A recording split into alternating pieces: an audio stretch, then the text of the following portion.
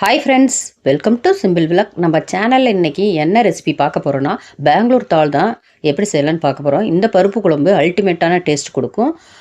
வீடியோவை முழுமையாக பாருங்கள். வீடியோவை பார்க்குறதுக்கு முன்னால் வீடியோவை லைக் பண்ணுங்கள், சப்ஸ்கிரைப் பண்ணுங்கள். வாங்க வீடியோக்குள்ளே போய் இது எப்படி செய்யலான்னு பார்க்கலாம்.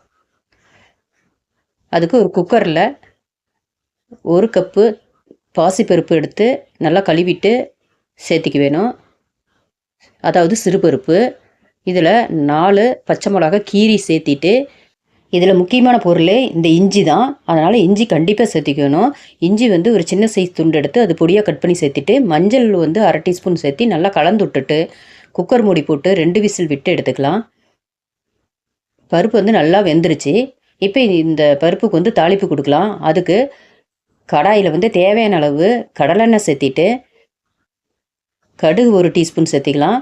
கடுகு பொரிஞ்சதும் இதில் உளுந்தம்பருப்பு 1 டீஸ்பூன் சேர்த்திக்கலாம். கடலைப்பருப்பு 1 டீஸ்பூன் சேர்த்தி நல்லா பொரிஞ்சு விட்டு இதில் சீரகம் 1 டீஸ்பூன் சேர்த்திக்கலாம். சேர்த்திட்டு இதில் வரமிளகாய் 4 பொடியை கட் பண்ணி வச்சுருக்கிறேன், அதை இதோடு சேர்த்திட்டு, சின்ன வெங்காயம் 1 கைப்பிடி அளவுக்கு தட்டி வச்சுருக்கிறேன் 1 2 அதையும் இதோடு சேர்த்திட்டு, 10 பல் பூண்டு தட்டி இதோடு சேர்த்திக்கலாம். இந்த தாளிப்பு தான் இந்த குழம்புக்கே ரொம்ப மணத்தை கொடுக்கும்.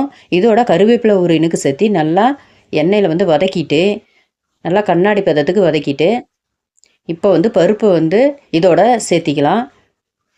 பருப்பு சேர்த்திட்டு நல்லா மிக்ஸ் பண்ணிவிட்டு, இதில் பொடியாக கட் பண்ண 2 தக்காளி இதில் சேர்த்திக்கலாம். இந்த மாதிரி சேர்க்கும்போது இந்த குழம்புக்கு தனி டேஸ்ட்டு கொடுக்கும்.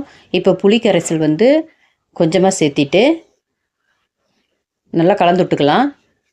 நல்லா கலந்து விட்டுட்டு 1 நிமிஷம் குக் பண்ணிவிட்டு, கடைசியாக கட்டி பெருங்காயம் 1 டீஸ்பூன் சேர்த்தி நல்லா கலந்து விட்டுட்டு ஸ்டவ்வை ஆஃப் பண்ணிக்கலாம்.